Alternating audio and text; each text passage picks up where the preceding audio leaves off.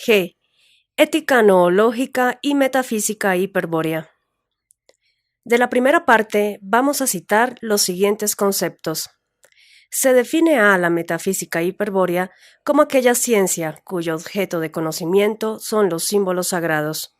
En consecuencia, todo símbolo sagrado es la representación de una verdad metafísica. Empero, la definición no será completa si no señalamos su principal condición. Solo se consideran objetos metafísicos los símbolos sagrados que emergen por el umbral de conciencia y se enfrentan al sujeto consciente. Caso A. A poco que se medite sobre esta condición, se comprenderá que la misma hace de la metafísica hiperbórea una ciencia propia de la esfera de luz, es decir, una ciencia de la conciencia. Pero no hay que confundirse. El que tal ciencia sea propia de la esfera de luz no implica que su ámbito de observación sea exclusivamente la esfera de luz. No dijimos su objeto de conocimiento es la esfera de luz, sino su objeto de conocimiento son los símbolos sagrados que emergen en la esfera de luz. ¿Cuál es la diferencia? Respuesta: que tal como se dijo en el artículo H, funcionamiento de la esfera de conciencia del Pasú en la primera parte de los fundamentos de la sabiduría hiperbórea. Un símbolo sagrado es no solo la representación de un mito, sino el término de una procesión de formas que arranca en el arquetipo universal, quien está, según sabemos, sostenido por la voluntad del demiurgo. Vale decir que un símbolo sagrado, por haber sido separado de la estructura del designio, participa activamente de un arquetipo universal. La metafísica hiperbórea, entonces, es una ciencia propia de la esfera de luz, pero cuyo objeto de conocimiento, el símbolo sagrado, hace posible la trascendencia del microcosmos, pues extiende su ámbito de observación al plano arquetípico del macrocosmos. Por supuesto, la metafísica hiperbórea solo puede ser practicada por los viryas y siddhas, ya que nada parecido al conocimiento de los arquetipos universales está permitido al pasú. Pero, si al pasú le está vedada la posibilidad de trascender los símbolos sagrados, ¿qué sentido tiene su aparición? ¿Por qué el demiurgo ha previsto su emergencia? Respuesta: por un motivo operativo. Es el demiurgo, a través de los arquetipos universales, quien se propone operar sobre el pasú en determinados momentos de su historia. Y tal operación es posible porque los arquetipos universales se manifiestan en los símbolos sagrados, y estos participan de aquellos. He aquí las posibilidades operativas. El símbolo sagrado ha emergido como representación de un mito, como efecto de la racionalización de una fantasía, o bien ha sido enseñado por un instructor cultural, un iniciador, y el pasú lo ha aprendido.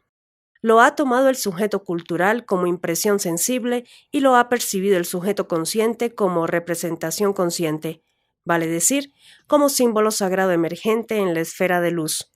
O también el símbolo sagrado puede haber surgido en la superestructura del hecho cultural exterior y haber sido captado como descubrimiento, etc. En cualquier caso, sin que influya la manera como el símbolo sagrado ha llegado a ser conocido por el pasú, lo efectivo es que, al aparecer en la esfera de luz, indefectiblemente participará de un arquetipo psicoideo, que ejercerá su acción sobre el sujeto.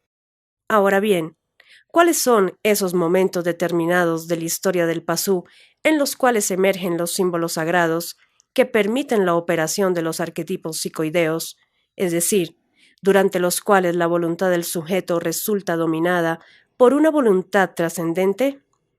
Respuesta: tales momentos propios de la historia del pasú, pero que no son ajenos a la historia de su comunidad sociocultural, puesto que existe un cierto paralelismo entre la estructura cultural y la superestructura de hechos culturales, son momentos de crisis. Los símbolos sagrados tienen por función tender un puente sobre la crisis, relevando al sujeto anímico evolutivo, al alma, por un instante, o por un tiempo más prolongado del control del microcosmos. Pero ello ocurre naturalmente cuando el sujeto carece de voluntad para imponerse al proceso entelequial del símbolo sagrado. Justamente, los momentos de crisis son aquellos en los que el sujeto anímico está desfalleciente, quizá desesperado, sintiendo que se hunde irremediablemente en las tinieblas de una situación insuperable. Pues bien, la sabiduría hiperbórea afirma que el primer paso de la solución de Botán causa en el sujeto consciente una crisis subruna. Esto significa que el despertar y la orientación del yo perdido, su ubicación frente a la fenestra infernalis del arquemo naudal para buscar la salida secreta, producen en el sujeto consciente la inequívoca sensación de que se interrumpe su continuidad vital, de que la corriente temporal de conciencia se detiene y abisma algunos instantes interminables. Es entonces cuando emergen los símbolos sagrados más peligrosos, correspondientes a mitos de extrema seducción, y acorralan al yo orientado contra la fenestra infernalis del arquemo naudal. Es allí cuando el yo debe exhibir la actitud graciosa luciférica, suspendiendo la tensión dramática, reduciendo la potencia del símbolo sagrado y aprovechando su detención para conocer su verdad metafísica, para explorar el plano arquetípico invirtiendo el sentido del símbolo, es decir, para robar, como Prometeo, el fuego del cielo. Todo viria que haya efectuado el primer paso de la solución de Botán deberá soportar la crisis subruna del sujeto consciente y sus intentos emergentes. Analógicamente, esta es la circunstancia que plantea la crisis subruna. El yo se encuentra frente al umbral de conciencia, sumido aún en el sujeto consciente. Sin embargo, tras haber dado el primer paso de la solución de Botán, la gnosis del laberinto interior le ha permitido orientarse y situarse junto al arquemo naudal. Con rigor, el yo se apoya en el ángulo recto beta, figura 87, mientras trata de hallar la salida secreta, el secreto del paso a la plaza Tau. En tanto no se concreta el segundo paso, el yo orientado está apoyado, es decir, de espaldas al ángulo recto y de frente al umbral de conciencia. Es entonces cuando sobreviene la crisis subruna del sujeto consciente. El sujeto consciente experimenta la súbita independencia del yo, producto del primer paso, como una resistencia interior de su fuerza volitiva. Por eso se siente enajenado y desfalleciente. Pero esa fuerza volitiva interior que se revela no es otra que la fuerza poderosa del yo perdido, quien, en su búsqueda de orientación, arrastraba al sujeto consciente en sentido evolutivo, de acuerdo al objetivo de la clave genética. Así, el yo orientado resta su fuerza volitiva al sujeto consciente, y éste experimenta la crisis subruna. Su reacción es consecuente.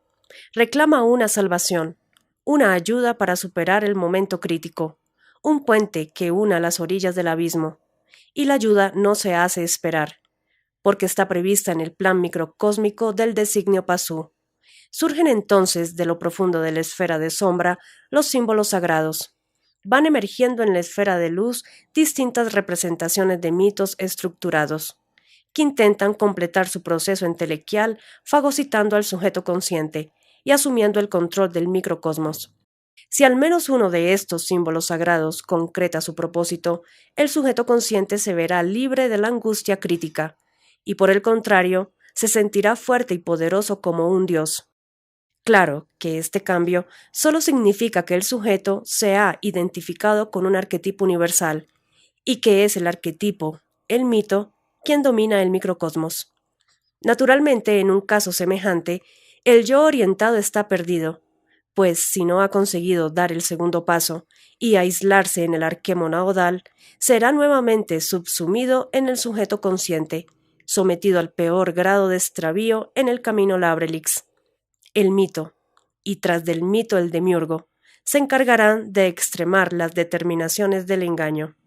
De aquí que sea una cuestión de capital importancia para el yo orientado el modo de evitar el proceso de los símbolos sagrados.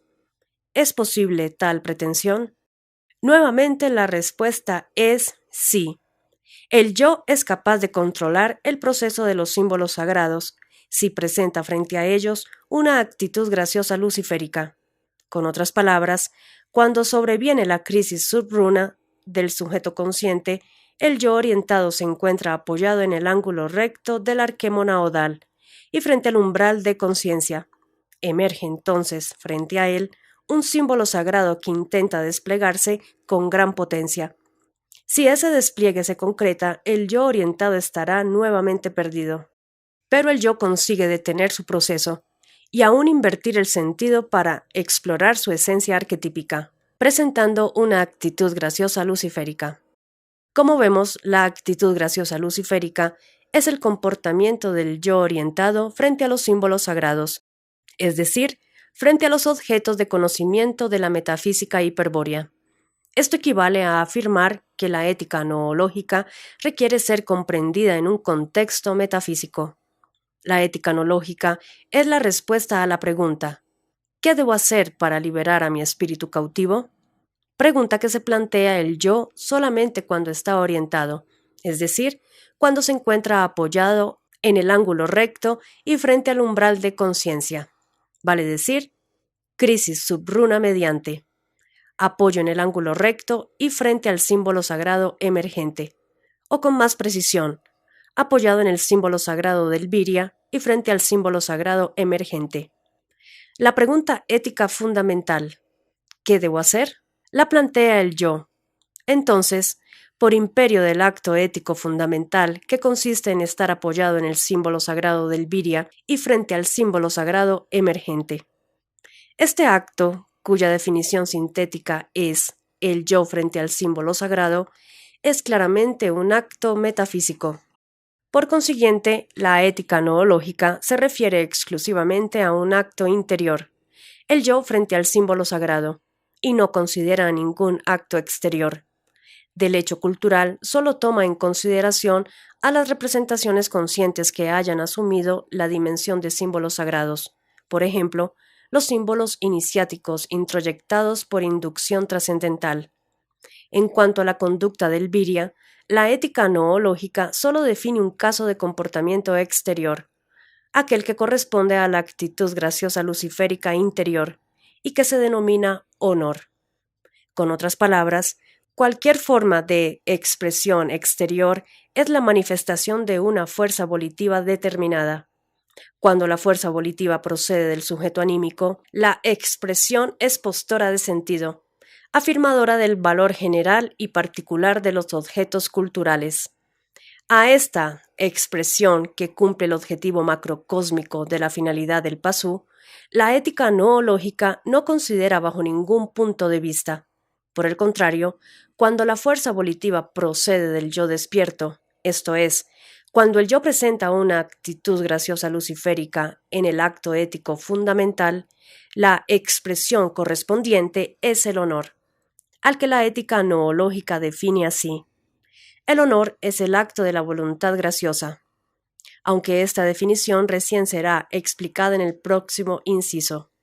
Conviene mencionar que en el Virya perdido y aún en el iniciado hiperbóreo, el honor no es expresión permanente y que requiere un kairos, el kairos del honor, el momento absoluto en que se manifiesta el espíritu, y el Virya expresa la hostilidad esencial.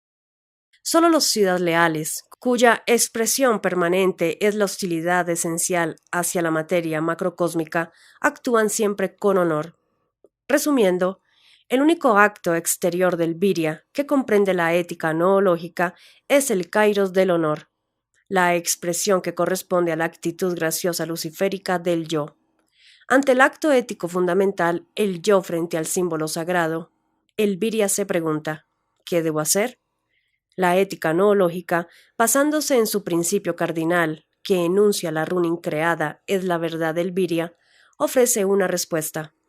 El yo debe presentar una actitud graciosa luciférica, y la sabiduría hiperbórea confirma: solo adoptando una actitud graciosa luciférica, el yo podrá evitar el proceso de los símbolos sagrados, y conseguirá aislarse en el arquemo naodal, el centro del laberinto interior.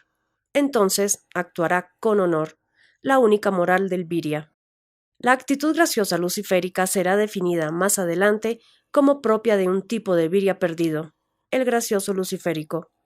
La ética noológica describe a este tipo, junto al lúdico y al sacralizante, como integrante de una tipología psicológica de los Viryas perdidos denominada aberro. Esta tipología, que comenzará a desarrollarse a partir del siguiente artículo con la descripción del tipo lúdico, se refiere en todos los casos al acto ético del yo frente al símbolo sagrado. Así, los tres tipos básicos de virya perdido, lúdico, sacralizante y gracioso luciférico, se definen por la actitud que el yo perdido asume frente al símbolo sagrado. H. Actitud lúdica y degradación de los símbolos sagrados. En el artículo E se analizó la deformación de una serie de signos laberinto exterior y se demostró que todas las diferencias con respecto a Tirothin-Gibur responden a un plan de los Siddhas traidores de Chan Chambala. El objetivo de este plan se propone, finalmente, cambiar el significado del signo laberinto exterior para evitar su utilidad en la solución de Botán al problema del encadenamiento espiritual. Por el contrario, el símbolo sagrado del virya, degradado y deformado, transformado en representación de la llave Kalachakra, ha de contribuir al encadenamiento espiritual. ¿Quiénes son los encargados de llevar adelante este plan? Respuesta: son los mismos viryas perdidos quienes, con su actitud lúdica, causan la degradación de los símbolos sagrados y su posterior deformación. En este y en los siguientes artículos vamos a describir y a estudiar tal actitud desde una perspectiva eticonológica. Recordemos que el virya perdido degrada los símbolos sagrados con su actitud lúdica y que sólo mediante una actitud graciosa luciférica, actitud ética previa, podrá dar el segundo paso que conduce a la liberación espiritual.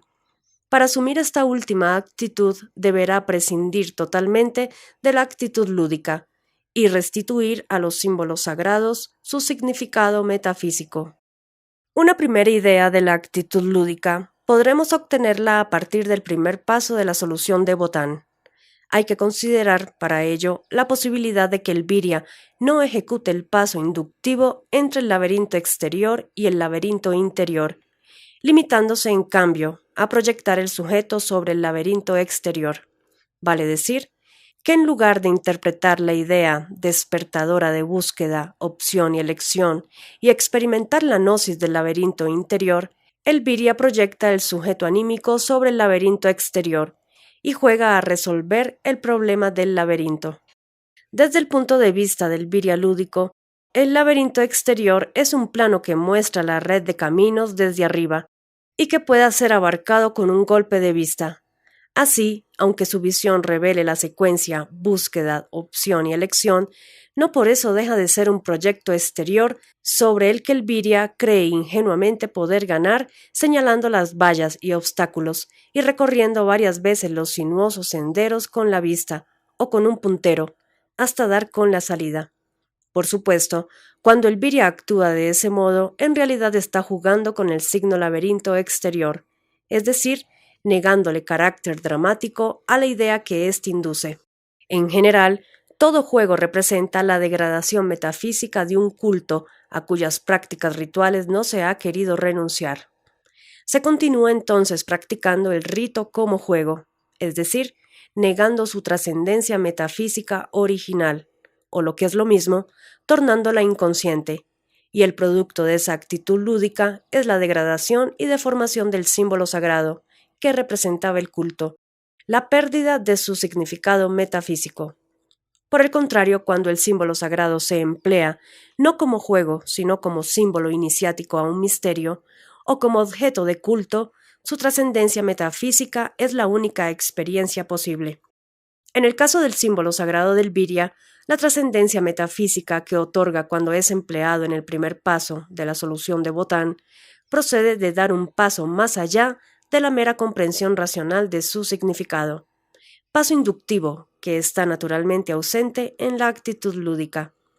Tal paso consiste, literalmente, en saltar al interior del laberinto interior, en convertirse en actor consciente del drama, de estar extraviado en una red de caminos y sin posibilidad de orientarse en ellos.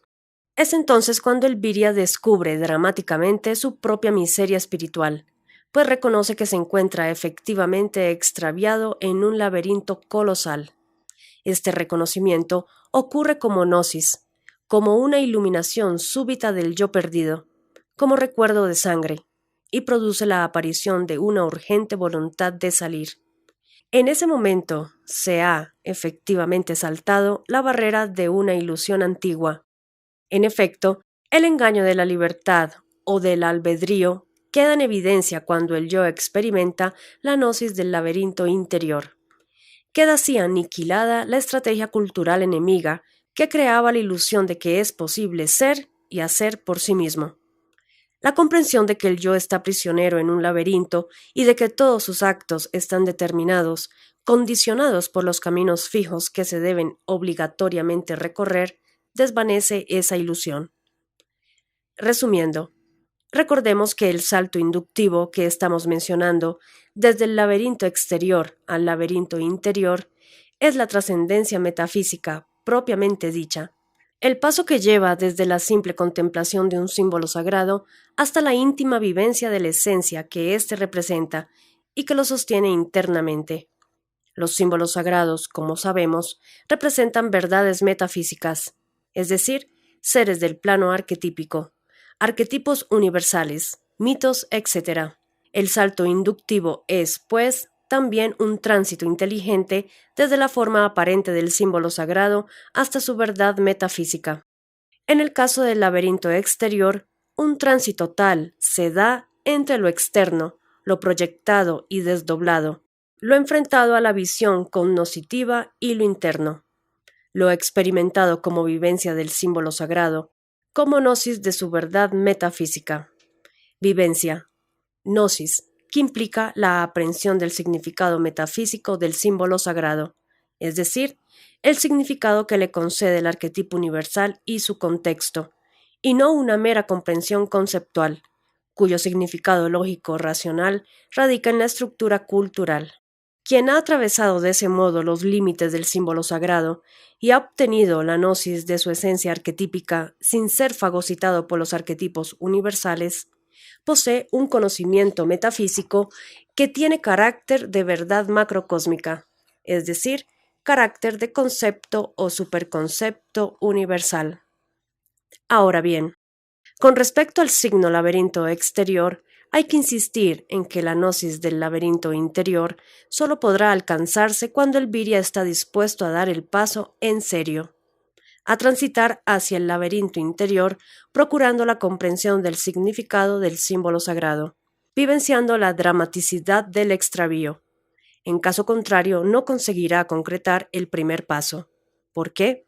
Porque no es posible jugar con la verdad metafísica sin degradarla y desvirtuarla al mismo tiempo. El que juega sabe que no es en serio, no se entrega totalmente, y por eso ha de permanecer siempre merodeando por la periferia del símbolo sagrado. La revelación de su esencia está vedada para él. Y la actitud lúdica del Virya perdido. ¿Cómo se define la actitud lúdica? Respuesta. La actitud de jugar consiste en crear un personaje imaginario, un reflejo de sí, un desdoblamiento, al que se somete a las pruebas necesarias sin confundir jamás los roles. El jugador entonces se coloca una máscara, se protege y juega a través de su personaje ficticio. Esto se comprueba notablemente en el ajedrez, juego en el cual los trabajos representan figuras de la vida humana que facilitan las proyecciones del jugador. El trabajo del rey, por ejemplo, es quien en verdad arriesga la cabeza durante las contiendas que se libran en el tablero, o en el alma del jugador. Aunque el jugador se identifique temporalmente con el personaje, sabe en todo momento que no es en serio, que siempre puede abandonar la lucha y recuperar la seguridad de su propia personalidad. Pero no en todos los juegos los personajes se corporizan afuera como en el ajedrez. En otros más abstractos, las fichas son movidas por un único personaje, la máscara del jugador. Y más allá de los juegos propiamente dichos, aquellos en que se conviene que son tales, están los acontecimientos exteriores e interiores, que se encaran con actitud lúdica. En general, todos aquellos en los cuales el jugador ha descubierto un objeto sémico, un símbolo que le resulta irresistiblemente atractivo, pero con el que no desea responsabilizarse directamente, porque el jugador, paradójicamente, es el que no se juega, el que no toma riesgos por sí mismo, sino por intermedio de un personaje irreal. Jamás se atrevería a correr los peligros a que somete a sus personajes, y siempre regresa a la mediocridad de la vida cotidiana, rutinaria, pero segura. Jugador es, entonces, quien teme salirse definitivamente del engaño, romper el velo de la ilusión y afrontar las verdades que puedan sobrevenir. Es irresponsable porque no desea jugarse y juega para experimentar en sus personajes intermediarios las vivencias que no se atreve a vivir directamente. Sin embargo, debido a la apariencia vulgar de la actitud lúdica, no resulta evidente que la misma señala inequívocamente la propiedad del viria perdido. La actitud lúdica, en efecto, revela un fundamento estratégico, la intuición del conflicto y de la posibilidad que poseen los contrarios de ganar o perder. Recordemos la definición dada en el inciso C del tomo primero de la segunda parte de los Fundamentos de la Sabiduría Hiperbórea.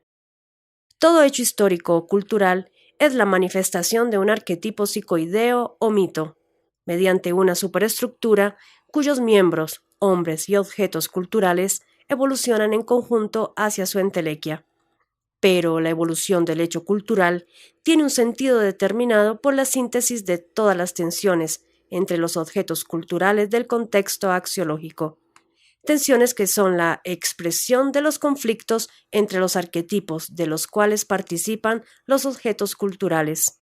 Por eso se dice en la primera parte, para el Pasú, la guerra es el modo como los arquetipos resuelven sus conflictos. Estos conflictos arquetípicos, cuya manifestación son las tensiones que se establecen entre los objetos culturales a través de las conexiones de sentido, configuran una trama dramática denominada argumento kármico por los señores del karma, es decir, por los siddhas traidores de Chan Chambala.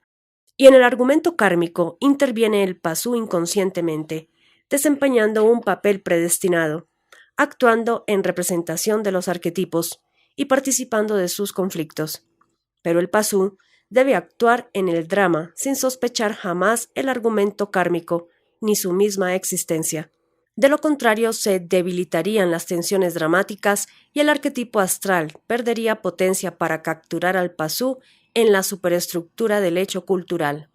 Así, ignorando las tensiones argumentales que lo impulsan, el pasú toma parte activa en los conflictos arquetípicos y lucha por la vida, es decir, lucha por vivir o por sobrevivir. El viria perdido, por su parte, presenta dos actitudes típicas. Normalmente, es decir, cuando el yo perdido se halla sumido en el sujeto consciente y no manifiesta sino su fuerza volitiva, el viria es actor inconsciente e ignora como el pasú los conflictos arquetípicos, las situaciones conflictivas de la vida, la polémica o la guerra. Lo arrastran siempre como protagonista activo, sin que llegue a interrogarse sobre su esencia, ni a sospechar el argumento kármico. La segunda actitud es la ya adelantada. El viria intuye el conflicto y la posibilidad que tienen los contrarios de ganar o perder. Tal intuición es netamente noológica, volcada por el yo en el sujeto, sobrepuesta a su fuerza volitiva, y causa un estado de crisis en el sujeto consciente. El sujeto de pronto advierte el fundamento conflictivo de los acontecimientos y reacciona con angustia y temor. Temor al enfrentamiento y sus resultados. Temor a perder. En este segundo caso, del cual nos ocuparemos en adelante, la crisis del sujeto se resuelve por medio de algún símbolo emergente que tapa la voz del yo y elimina la fuente de la angustia. Cesa entonces la causa de la alarma del sujeto.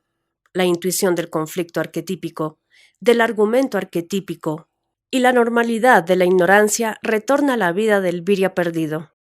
El siguiente paso consiste en tomar partido e intervenir activamente en la lucha, definiendo un sentido particular en el contexto axiológico, es decir, integrándose en la superestructura del hecho cultural. Pero no todos dan ese paso. El motivo es que en algunos virias la intuición metafísica del conflicto arquetípico, interpretada en términos sémicos por el sujeto cultural, resulta una experiencia extremadamente atractiva. Ocurre entonces que el yo expresa atracción por el conflicto o por sus símbolos representativos, en tanto que el sujeto experimenta el temor antes descripto, sin que le resulte posible tapar completamente la expresión del yo. De esta tensión entre el yo y el sujeto consciente surge como resultante la actitud lúdica. Con otras palabras, muchos virias perdidos prefieren no comprometerse en el conflicto, cediendo al temor del sujeto anímico, mas no consiguiendo sustraerse al deseo de participar del conflicto o de sus símbolos. Por influencia del yo, adoptan un disfraz cultural y juegan al conflicto, dejando a sus títeres la tarea de resolverlo. Básicamente, el jugador, reconocedor del conflicto, procura evitar que éste se instale en su propia vida, porque es consciente de las posibilidades en que se debaten los contrarios, ganar o perder, y él no desea perder. El jugador teme perder en la vida, y por eso no se juega jamás en serio, prefiriendo esconderse tras sus máscaras lúdicas, que son quienes asumen efectivamente los riesgos de la confrontación. ¿Por qué juega? Respuesta: porque el conflicto le atrae y desea ganar sin correr, para ello, riesgos reales. El juego satisface esa pasión, pues permite enfrentarse, por el tiempo de duración de un match game, con un adversario fingido y circunstancial, ante quien se arriesgarán solamente elementos simbólicos, es decir, objetos culturales dotados de valor general, puntos, fichas, dinero, etc.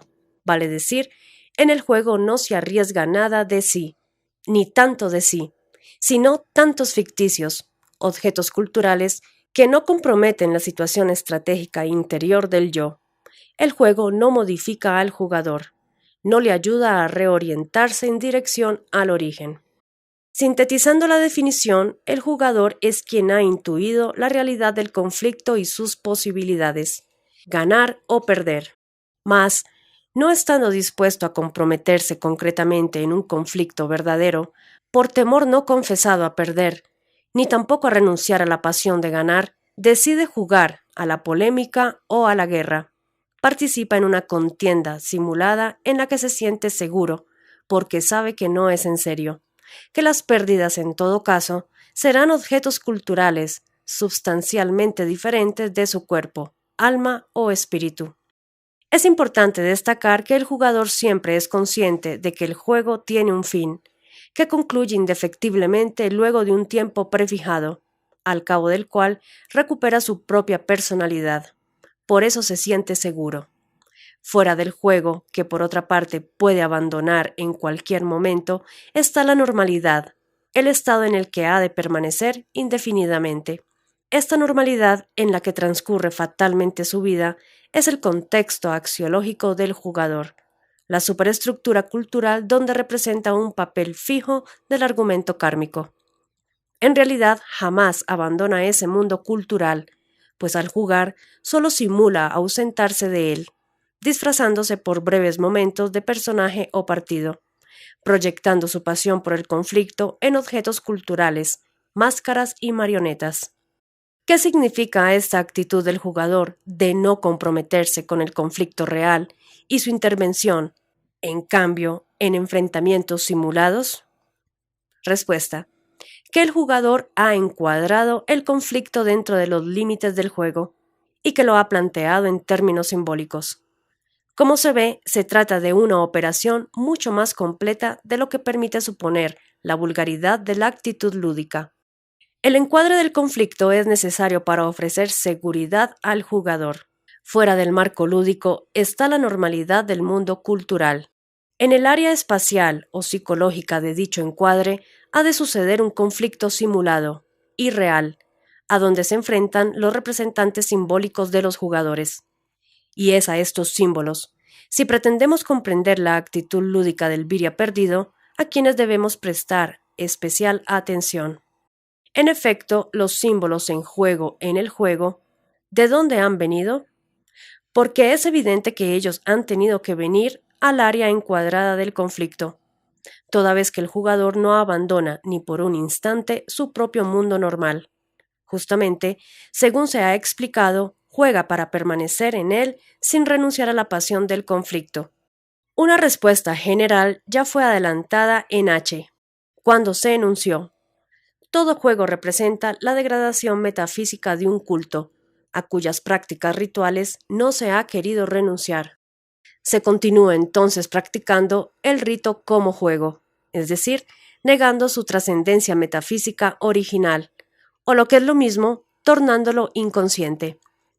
Nos referíamos allí, desde luego, a los juegos tradicionales, tales como el ajedrez o los dados, constituidos por un conjunto de símbolos u objetos culturales que deben operarse de acuerdo a ciertas reglas.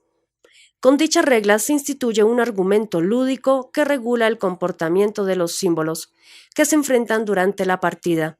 Con el principio del cerco, por su proyección, se encuadra el área donde se libra el conflicto simulado. J. Promoción sinárquica de la actitud lúdica. Nos hemos referido a los juegos tradicionales para ejemplificar en general, pero aquí vamos a destacar que, en particular, la actitud lúdica es adoptada por el Viria perdido en múltiples situaciones de la vida corriente. No se trata en estos casos de antiguos cultos degradados, sino de acontecimientos actuales que el Viria perdido reduce a los términos de un juego, es decir, los encuadra y los plantea como un conflicto simulado.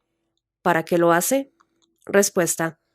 En particular, el Viria perdido encara como un juego aquellos hechos culturales a los que desea vaciar de contenido dramático. Procura así participar del hecho cultural, pero sin asumir compromiso o responsabilidad alguna, quitando seriedad a su papel protagónico.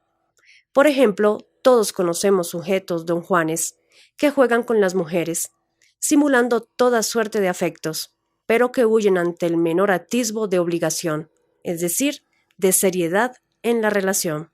Y como existe toda una especie de tipos psicológicos correspondientes a sujetos irresponsables hacia otros símbolos aparte de la mujer. Por ejemplo, el empleo, el hogar, los préstamos, la patria, etc. Son conceptos que habitualmente se encuadran en términos lúdicos, vale decir, todo hecho que, tomado seriamente, imponga una cierta obligación. El jugador en estos casos intenta evadir cualquier compromiso que lo ligue con el hecho, quitando a toda seriedad, negando su carácter dramático y vivenciándolo como un juego. Se cumplen entonces las condiciones de la actitud lúdica, encuadramiento del conflicto dentro de los límites del juego y su planteo en términos simbólicos. En el ejemplo anterior, el Don Juan encuadra el conflicto en torno de una mujer símbolo. El juego consiste en seducirla, presentándose ante ella provisto de una máscara agradable. Se gana si la mujer símbolo se entrega a su títere, se pierde en caso contrario. Para la sabiduría hiperbórea, de acuerdo a la ética noológica, demostrar una actitud lúdica hacia la vida significa un auténtico suicidio estratégico. Al negar carácter dramático al hecho cultural, se está desconociendo el proceso arquetípico que lo produce y su evolución hacia la entelequia, finalidad que representa para el espíritu cautivo una catástrofe. La actitud lúdica hacia la vida produce un daltonismo nociológico que es característico en el Viria perdido y una de las causas principales de su confusión estratégica. Pero la actitud lúdica será difícil de desterrar, puesto que la cultura occidental, hábilmente dirigida por la sinarquía, le promueve en todos los niveles de la educación como medio adecuado para perfeccionar la capacidad de decidir. En efecto, existe una compleja teoría matemática de los juegos, que, con el concurso de ordenadores electrónicos, permite investigar modelos analógicos de situaciones o hechos reales. Los negocios, business game, o la guerra, war game, pueden simularse en un juego cibernético, por ejemplo, el cual, desarrollado a gran velocidad, permite anticipar infinidad de variantes probables y evaluar alternativas. Basándose en tales métodos cibernéticos y en la creencia de que la opción que tiene un jugador es efectivamente una decisión, se ha inventado una teoría de las decisiones, a las que pomposamente se denomina estrategia. Ni qué decir que el origen de esta esquela ha sido los Estados Unidos, y que sus conceptos tienen hoy aceptación universal. Vemos así ejecutivos de la banca o de las empresas transnacionales, militares y diplomáticos que emplean la estrategia del juego en todas sus decisiones. Pero estos jugadores de alto nivel que hoy dirigen el mundo son nociológicamente daltónicos. Sus decisiones de máxima solo benefician a la sinarquía. Y más debajo de los ejecutivos estrategas, pragmáticos y despiadados para ganar dinero, el occidente capitalista, siguiendo el modelo, el American Way of Life, produce diariamente millones de nuevos jugadores daltónicos, virias perdidos que se incorporan a la vida, dispuestos a competir para ganar. Naturalmente, la amoralidad de un modo de vida que induce a sus partícipes a competir como en un juego en el cual para demostrar destreza hay que destruir efectivamente al adversario, está a la vista.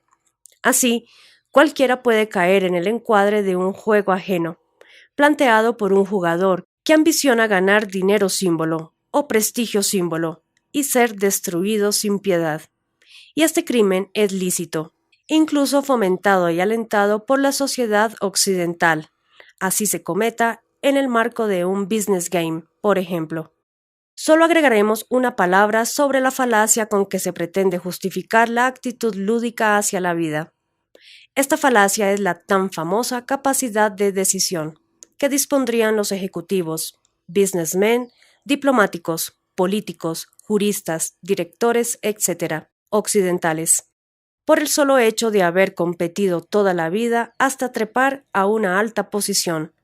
La verdad es que cuando el encuadre lúdico se efectúa sobre la sociedad, dicho marco queda sostenido por una superestructura de hechos culturales, es decir, por arquetipos astrales que procuran desplegarse durante el match game, capturan al jugador y determinan las opciones, de manera que, cualquiera sea la decisión, siempre favorezca a la evolución kármica. Como cabe esperarse entonces de ciudadanos competentes, formados en una filosofía de vida lúdica, competitiva y amoral. Sus decisiones son completamente ilusorias, esencialmente determinadas por las reglas del juego, político, militar, diplomático, económico, etc. Y esa ilusión de decidir, vanidosa creencia, la padecen, por ejemplo, tanto los que optan entre pagar o no un crédito, devolver o no un libro, juego del préstamo, como el que decide obtener por medio de una dádiva el favor de otra persona, que decide también entre aceptar o no, juego del soborno, así como el gobernante que decide aliarse con tal o cual línea de la sinarquía, juego de la diplomacia, etc. Estas no son decisiones verdaderas, puesto que las opciones son falsas.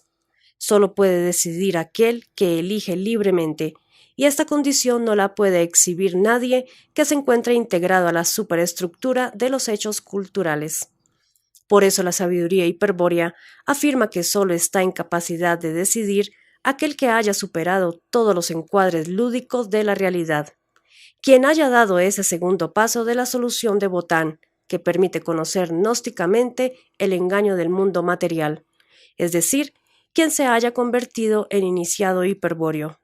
Una verdadera decisión es, por ejemplo, la que tomó el Führer cuando declaró la guerra total a las potencias de la materia, o la de Lucifer cuando se dio el Graal para que divinice los linajes hiperbóreos.